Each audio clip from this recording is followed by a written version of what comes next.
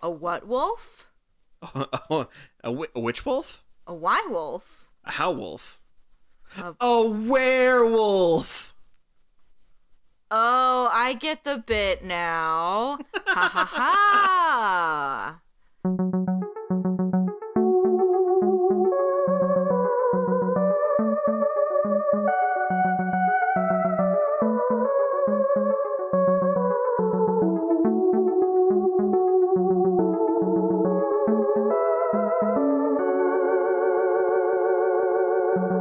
Hey everybody, and welcome back to another episode of Who Is My Doctor? Who is my doctor? Who is indeed. I am your host, Zach, and I know a lot about Doctor Who. And I'm also your host, Cassie, and I don't know a lot about Doctor Who. And today we are watching Series 2, Episode 2, Tooth and Claw. Tooth. Tooth.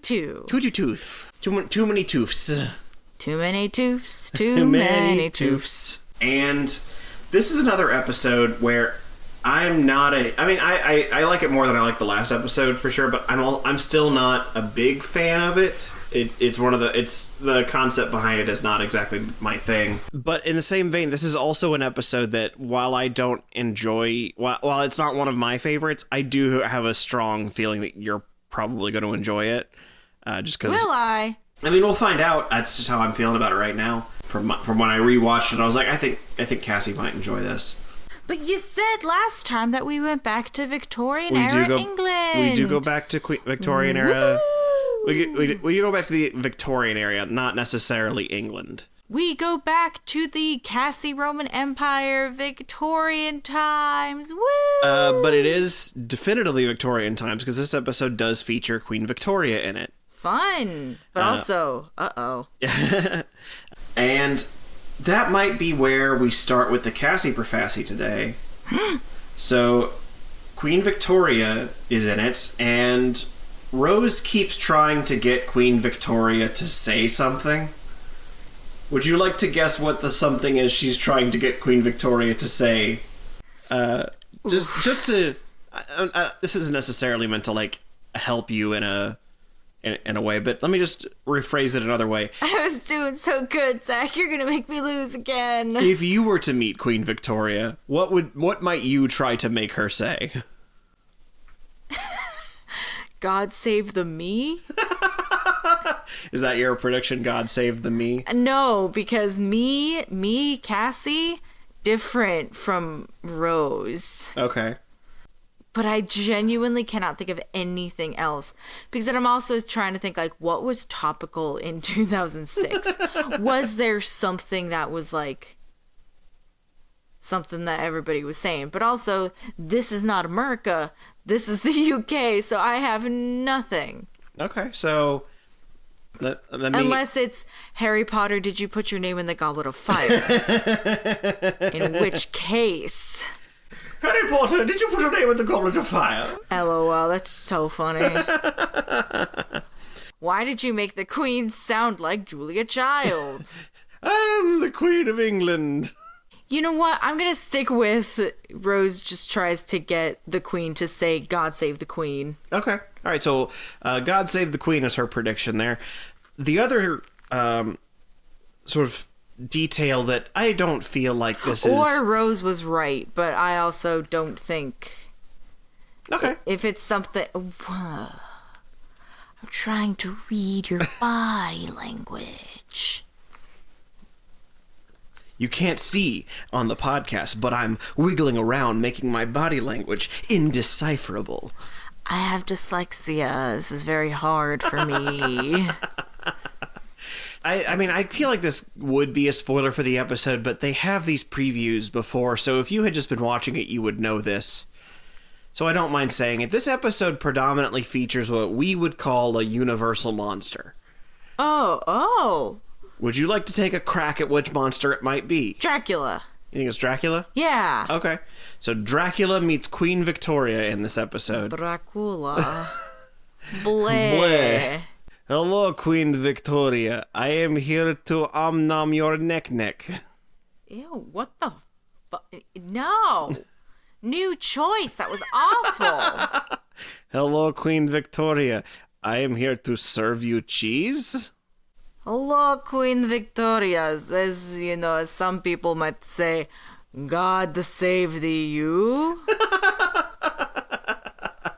Well, we will find out. If you believe in God, which I don't, because I'm vampire.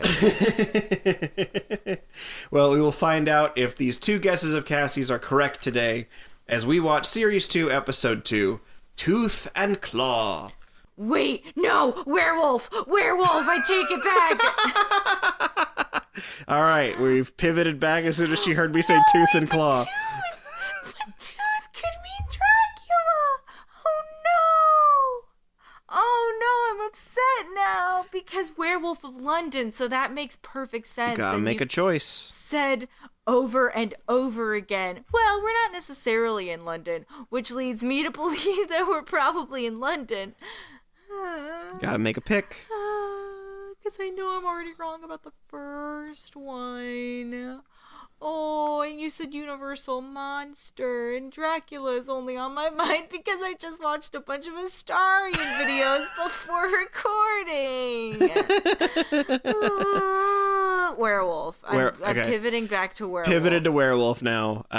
Now she's registered the name Tooth and Claw and really wrestled with which one is which. It's only because of Claw. It's only because of Claws and Werewolf of London. Alrighty, so werewolf. So with that, we will find out if it is a werewolf and if it is God Save the Queen as we watch Series 2, Episode 2, Tooth and Claw.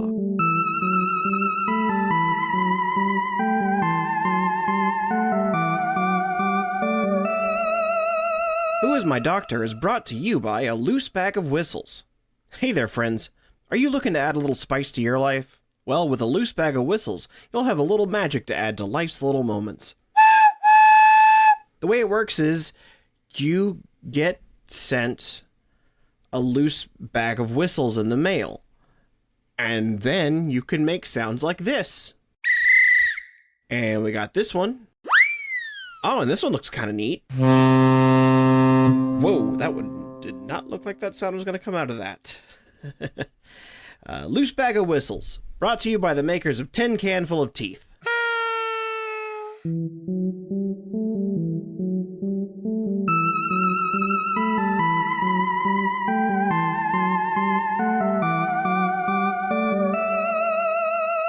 And we are back from Tooth and Claw.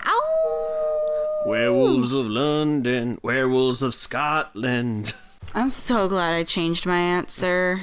I had wondered if you were going to pick up on the title of that, but then as soon as I said it, I watched your face in the first part. Just the horror as you went, Tooth and Claw, that don't mean Dracula. Yep, that is a good me impression. That is exactly what I sounded like. So, I will admit I have a general problem with making the werewolf thing so literal, down to like the person literally changing with the full moon and trying to turn that into an alien.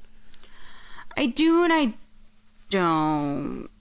Yeah, that's my... I do wish that it was something that resembled a werewolf, but like, you know, didn't have fur or was a different color. Like something about it looking just straight up werewolf. Yeah, so traditionally a werewolf. Yeah. Like that's my only real hang up with it. I enjoy most of the episode for that. It really is just that core conceit I had an issue with. But what about you? What did you think of the of Tooth and Claw? I thought about it. Here's the thing. I was very excited about us going back up into Victorian times. Awesome. I don't understand why it begins the way it does. You have a problem with monk attack? I wrote down the term fists a fucking blazing. Yeah, just not 2 minutes into the beginning of the episode. Yeah, just about a dozen or so Avatar motherfuckers. Yeah, monks show up and then they reveal they're not just like monks in the religious sense, they're monks in the D&D sense. Yes. Yeah, they're all bald and athletic and carry around quarterstaffs and do, sick tricks. Well, you've been gone for a while. I can see why. A joke that flew right over tired Cassie's brain. Yeah, just at one point the master of the house had joked, like, you didn't see anything wrong with my staff, because the monks had replaced his house staff. and the doctor just goes, well, they're bald and athletic and your wife's away. I thought you were just having a good time. I thought you were happy. Yeah. I think that's a good bit. I do like that the doctor has the musical sensibilities of a cool dad. Yeah, they originally... Because I really, really appreciate him saying, yeah, we're going to go to this particular concert in 1979. And, they end up in 1879, and he goes, same difference. But they wound up in Scotland, so David Tennant gets to use his actual accent as opposed to Dick Van Dyking all over the place. He gets to talk normal. Hooray! Another endearing quality. I'm dazed and confused. I've been chasing this wee naked child over hill and over dale. All I can think about, though, is a while ago we did a different podcast where David Tennant did the voice of a Highland cow. Oh. It was in Ferdinand. You're referring to the Escape from Walt Disney episode on Ferdinand. Yes. I had no context then. I just knew David Tennant equals Highland cow. And then in this episode I went, oh yeah. The doctor lands in the 1870s Scotland and introduces himself to the Queen's Guard as Dr. James McCrimmon. I don't know if you remember me saying this. We had once talked about one of the doctor's past companions and his name, and he was a Scottish man by the name of Jamie McCrimmon. Okay. So he is stealing the identity of his former partner. That's kind of sweet. Yeah, it is kind of a cute little detail. That's also, that could be the only Scottish name the doctor knows. Was an actual Highlander that he pulled the name off of. And they meet Queen Victoria in her carriage. And for some reason, the psychic paper has instructed Queen Victoria that the Doctor and Rose are meant to protect her. Don't you think she would have been informed about that? Yeah, probably would have thought something. Now, the psychic paper is meant to show you what you want to see. Okay. So there is a part of me that wonders if she had, secretly hoped that that there would be some other form of protection there for her. Fair enough, that she would have some kind of extra backup. However, you are incorrect. Rose was not trying to get her to say, God save the me. She was trying to get her to say, we are not amused. To be fair, I forgot that phrase was connected to Queen Victoria. So... That's fair. I thought that was a Queen Elizabeth thing.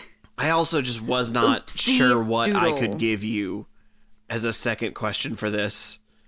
So I will admit I wasn't... just because it was a fun game, and it does reconfirm that, the Doctor and Rose they do take the situations that they're in serious. They're problem solvers. Mm-hmm. But they enjoy having little bits and inside jokes and things to do with one another while they're adventuring, and I think that's kind of cute. It is kind of cute. Sweet. But they make their way to the house they'll be staying at for the evening.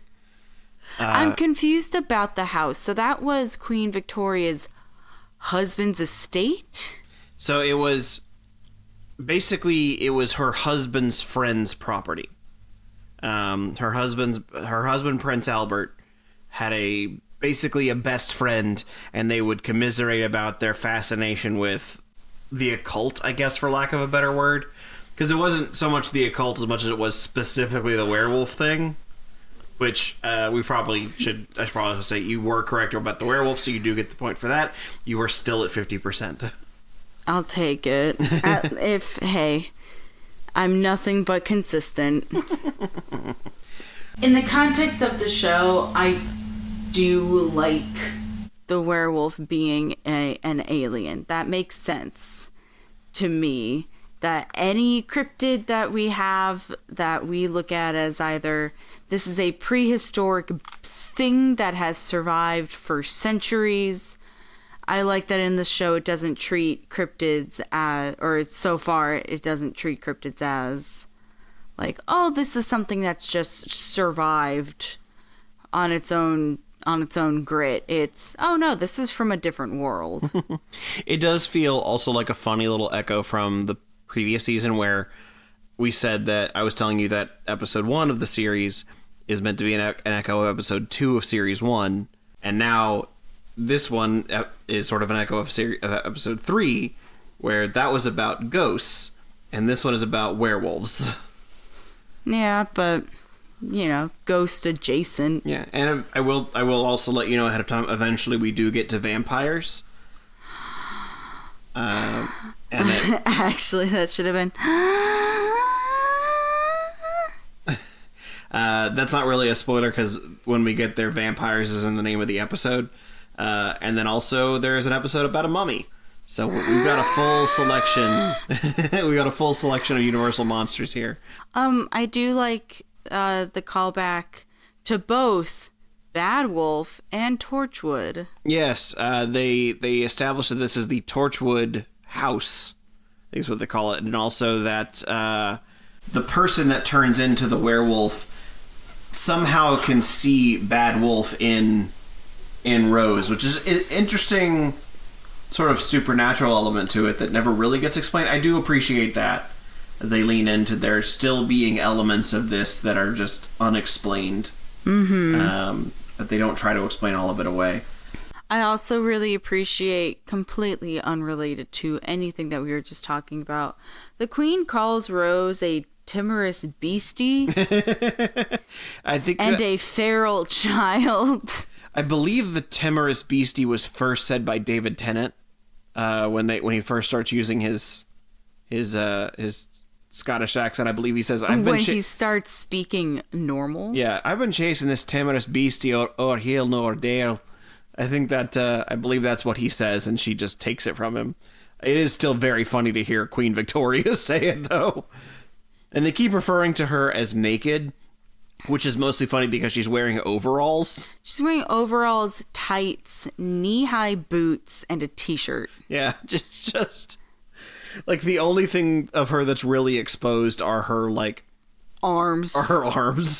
And not even all of it, because it's a short sleeve shirt. It's her upper arms are still covered. It's just like elbow down. And it's a crew neck too, so her like chest is fully covered as well. It's just very funny that because she's not dressed in full like appropriate attire for the era, the deeply religious Queen Victoria frowns upon her heavily.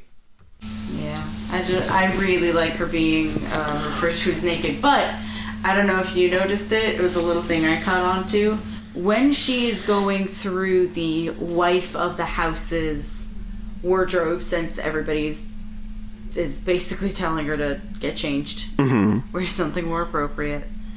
As she's pulling out the gowns, the one that she ultimately settles on is a like emerald blue with white lace details. And I don't know if you're familiar with the Color Story, or with Color Story, but I don't think I am. Or no, not Color Story necessarily. That's the wrong term to use. But that's the TARDIS colors.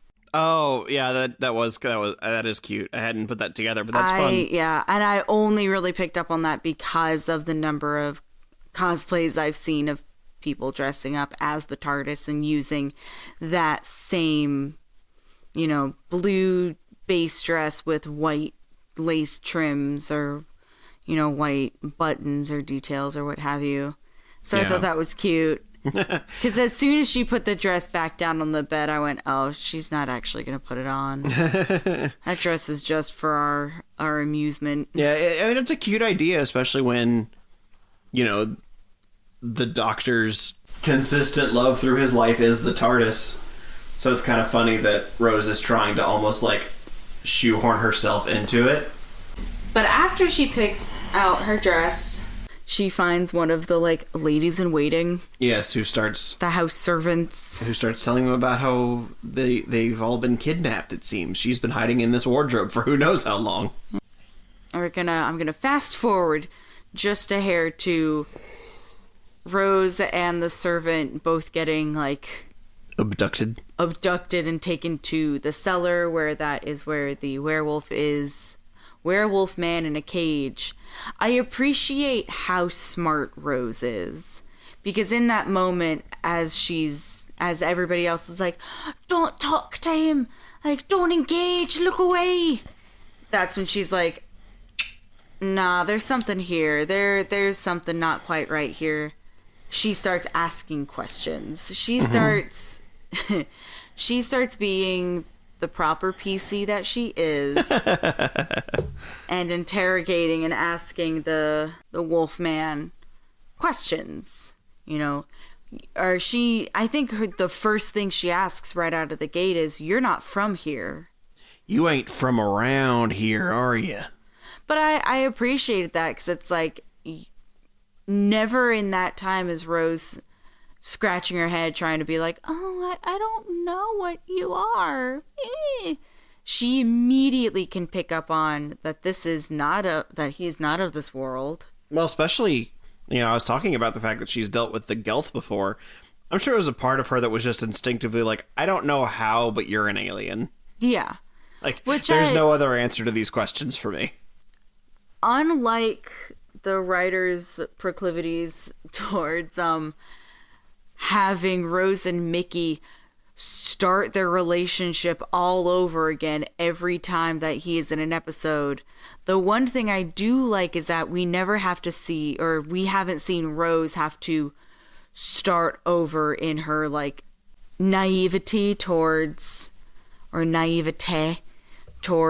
Dr. Business. At this point, she's like, all right, I know, expect the unexpected.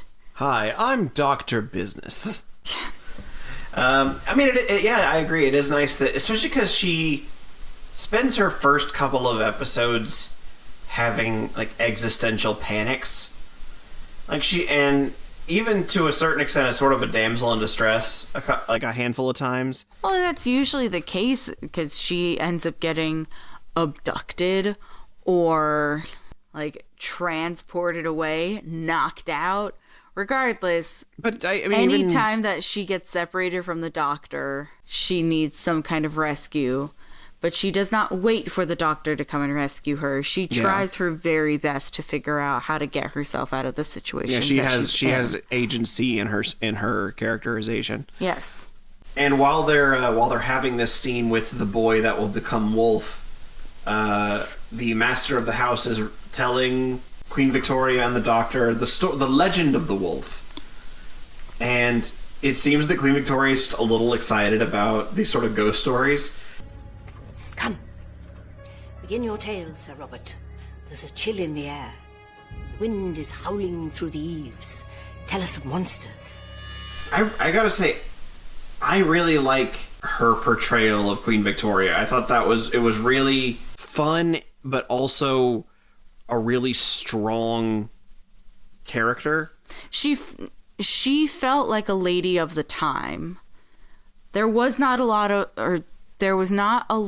of posh and panache around her. Uh-huh. Yes, there were people have to respect her and refer to her as Her Majesty, and, like, forgive me, but you're gonna have to crawl out a window. Like, yeah, and well, there's also, like, she's the defender of the faith, as they call her, because, when you're the monarch, you're the head of the Church of England.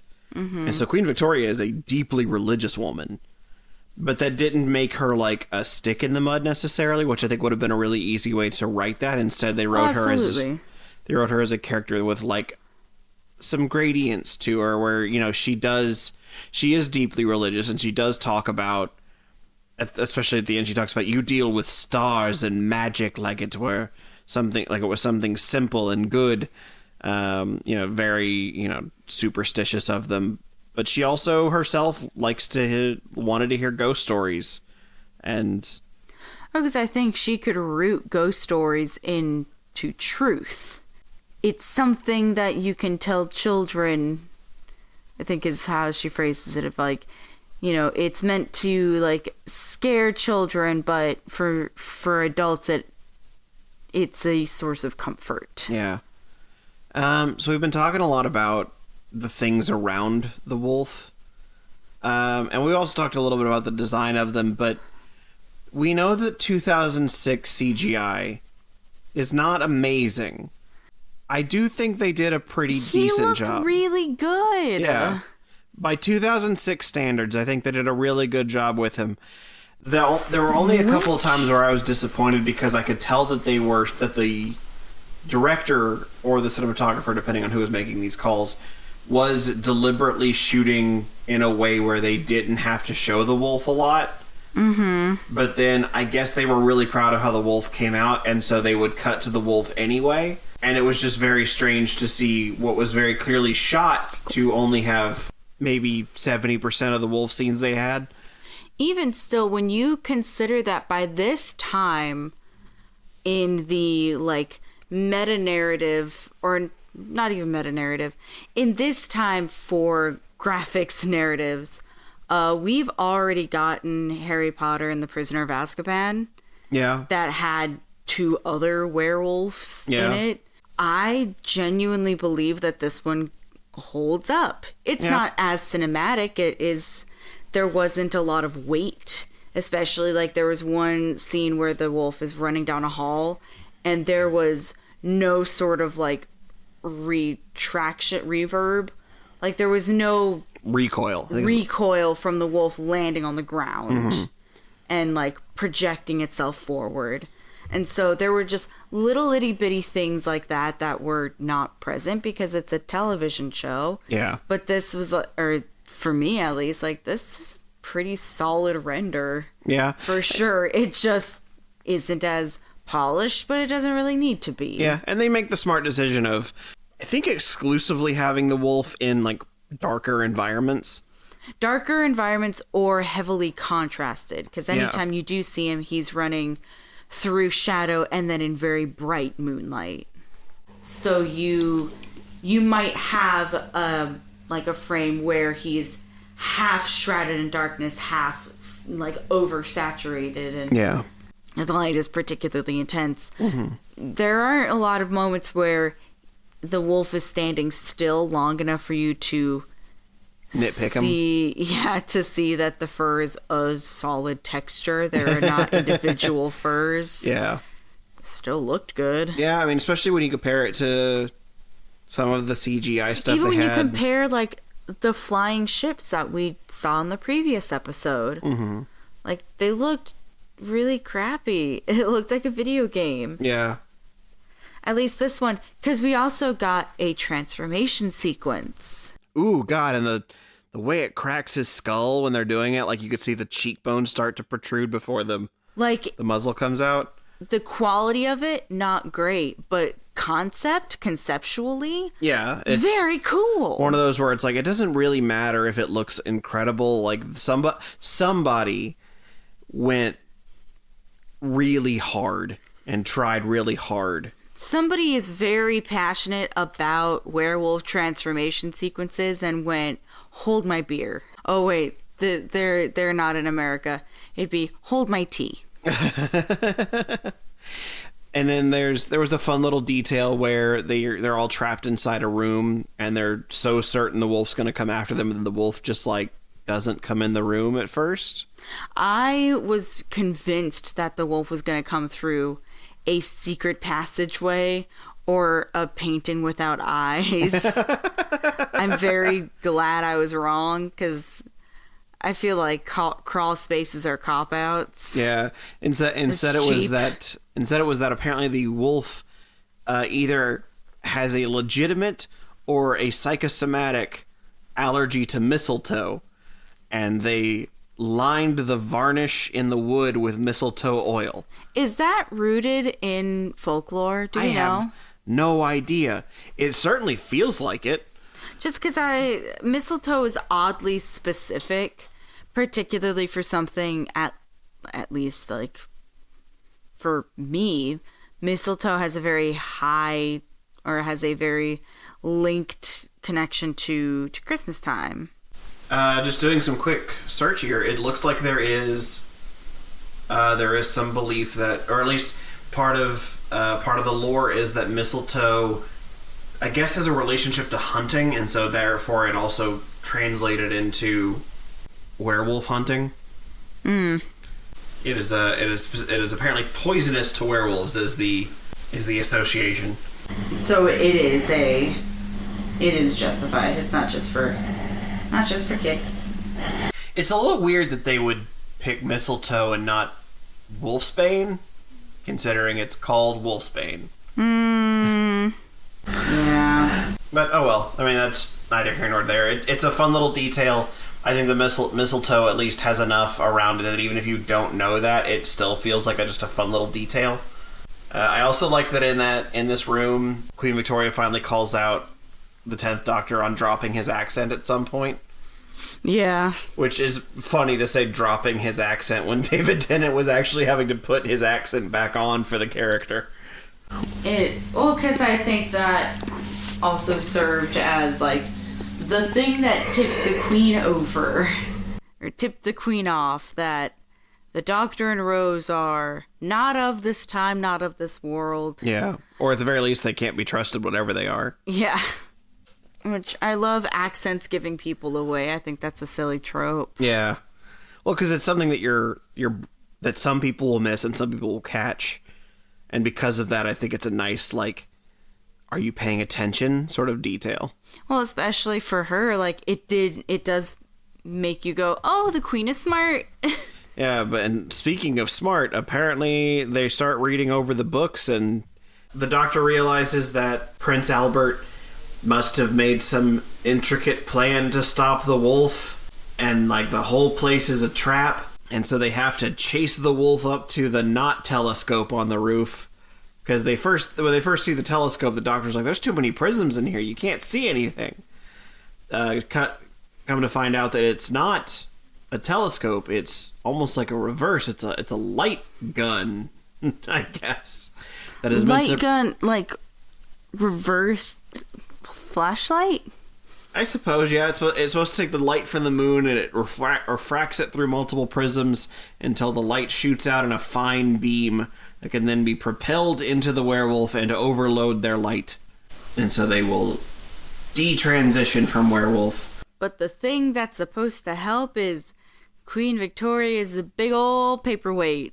Yeah, the Koh-i-Noor, which is a real diamond and is part of the crown jewels. It's a paperweight. I had one growing up, same size. It was green because glass is naturally green. But fun little fact, that diamond, that it is a real diamond. It is part of the crown jewels. In fact, it was part of the crown for Queen Elizabeth II's coronation. So if you look up any photos from that, though, how? I think it's like the centerpiece, like it's at the top of the crown. Okay. So it's, even though it's big, it sits in the center, so it doesn't shift your weight off balance. So I believe it is normally kept in the Tower of London. So if you are visiting the UK and you really want to see what a werewolf killing diamond looks like, see if you can get into the Tower of London. Or wherever. Don't forget to bring your moon flashlight with you, though. Yeah, don't forget to bring your moon cannon. Yeah. But then there's a little... Your AK Mooney 7. Then there's a little moment where the Queen may have been bitten or nicked by the werewolf in some way that left a little cell inside of her that will grow over the course of her family's generations. I was following along, but by that point I was getting kind of confused. Yeah, it was a weird little detail. I don't entirely know why they went with that, but I shouldn't say I don't know entirely. I think someone thought it would be really funny if hemophilia meant lycanthropy, and they worked backwards from there. Because Queen Victoria, as they said at the end of the episode, has had hemophilia. No one knew where it came from. Her parents didn't have it, but it mutated somewhere in her genes, presumably from the fact that a lot of the royal family had been inbreeding for a while. Well, that's how you get them pure, Zach. That's how you get pure hemophilia. But apparently hemophilia was a euphemism for lycanthropy, and secretly the royal family are werewolves. I buy it. I mean, some of them I buy more than others. What's the one that everybody likes right now? Is it Prince Harry? They're the same to me. Straight up, fun fact, I, honest to God, did not know that there was a difference between Harry and Charles until one of them started going bald. Yes, it is Prince Harry. Prince Harry has some real red bushy beard territory. He's got kind of a werewolf quality about him. Mm-hmm. Well, now we know why. Now we know why. He is a werewolf. And it is a fun little detail that they start breaking down all the different ways that the royal family being werewolves works. I do think it's still a little silly that they tried to reverse engineer this so hard to be an alien, but it's a cute little detail. And then Queen Victoria says that she will take over the Torchwood house as the Torchwood Institute to study these extraterrestrial ongoings and prepare itself to be an enemy of the Doctor. Which is a cute idea. She knights the Doctor, and then she goes, also, you're banned. Yeah. Fucking never come back. I christen you both Knight, Doctor, and Dame Rose. Now get the fuck out of my sight. Which, it's a bit silly, but I do like her doing her queen duties, and then basically going, you scared me, leave forever. You've committed the greatest crime in this country, given me a fright. Yeah. You are hereby banished from these shores. But also, thank you for saving my life. You may now call yourself a sir. Now get out, sir and madame. And she decides that the Torchwood Institute will prepare itself to be an enemy of the Doctor. Which, on the one hand, is a neat little touch considering we just saw Torchwood at the end of the Christmas invasion. If not for the dozens of years the Doctor has had some kind of presence in the UK, just doing his stuff. Like, the third Doctor was stranded without a TARDIS for a while. He couldn't go anywhere. You feel like Torchwood would have, at that point, been like, hey, Mr. Doctor, we got a problem with you. Sir? So, just give me your overall thoughts here. How did you feel about Tooth and Claw? I did feel like this one was a bit more organized. It didn't feel quite so much like let's throw 18 different ideas and just have them all fight for attention. Not wrong. On the other hand, though, I got a little bit bored. Well, I think partly because I'm noticing we haven't talked as much for this episode. I think part of it is that just so much of it is chase scene. I mean, it really does set a weird tone when within the first 2 minutes you do have like a who are those two director brothers that the Marvels like? Oh, Joe and Anthony Russo? Yeah, it does open up with a very Russo fight scene. Yeah, because I saw the way you like physically sat up, like, huh? Yeah, the episode just starts in a very cinematic way, and it makes the rest of the episode feel out of place. Yeah, I could kind of agree with that. Because the rest of it tries to frame itself almost like not necessarily a horror movie, but it's trying to like... But it's not a horror movie. Yeah, it's doing some kind of like noir thing a little bit where because like when we have Rose and the other women, because they're all women, like in the cellar, like about to be attacked by the werewolf, that is when the werewolf ghost story, for lack of a better term, is being told upstairs. Yeah. And you have them overlapping with each other, which is very cool thing to do, but also it feels like the ideas do feel more succinct, but the execution feels a little all over the place. Yeah. It's messy and not in a way that is like justified or forgivable. It just kind of feels just meh. Yeah, there's some good stuff in here, some good moments, a really good portrayal of Queen Victoria.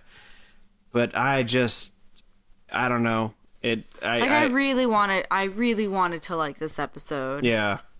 I kind of agree. There isn't even anything in it that I can get all heated up and angry about, just because my overall attitude towards it is neutral. Yeah, it's so close. That's the part that's frustrating.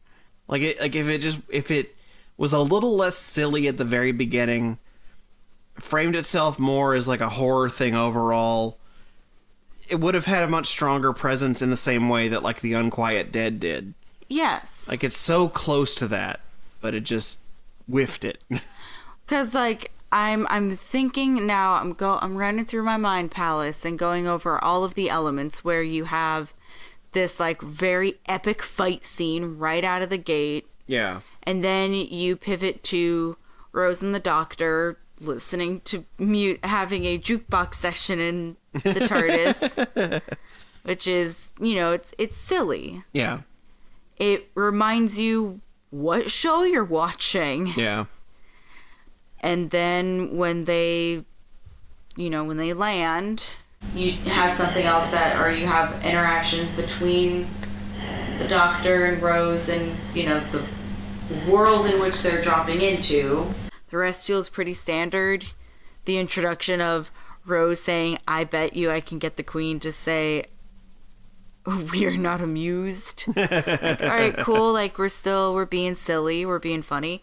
And then from that point moving forward, the tone shifts in a way, but it still tries to hold on to the strands that are the show, or like the vibe, the energy of the show. Yeah. Well, I think that's all we've got thoughts for today. I did just get myself a little excited because I remembered a character that shows up in the next episode that I think you're really going to enjoy. Oh man, I thought you meant it was going to be Captain Jack. No, Captain Jack's doing his own show right now. I miss him.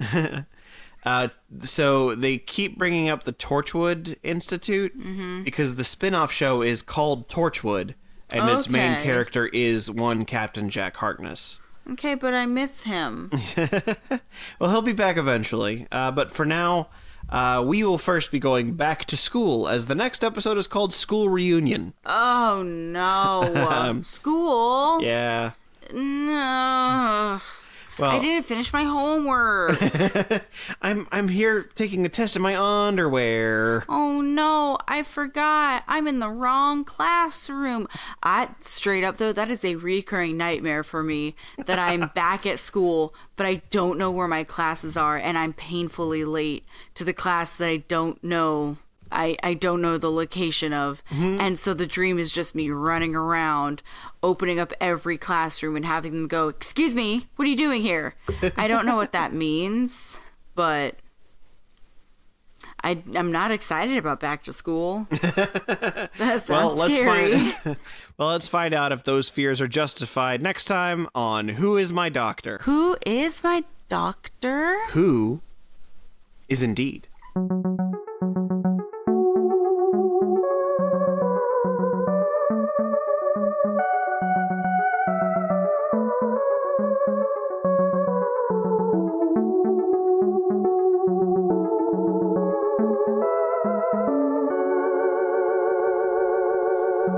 Oh boy, that Monster Mash sure is a graveyard smash, huh? And you know what else is a smash? You! Smashing that follow button wherever you're listening to this. Nailed it. If you're liking the show, please tell your fellow Whovians to come check it out, or just send us a little message letting us know that you like it. You can follow us on Twitter, Blue Sky Threads, and Instagram at WimDpod. That's WIMDPOD. Over on Twitter, I just wrapped up a little poll asking you guys which classic Doctor I should show Cassie first, and unsurprisingly, the fourth Doctor absolutely ran away with that poll. So not after this episode, but after next week's pod, I'll have another poll up to determine which story you think would be a good pick. Even if you don't know Classic Who, I will provide a brief description of the story so you can at least make a semi-informed decision. In the meantime, though, I've got to work on next week's episode, We'll see you next Tuesday, because Tuesdays are now Who's Days.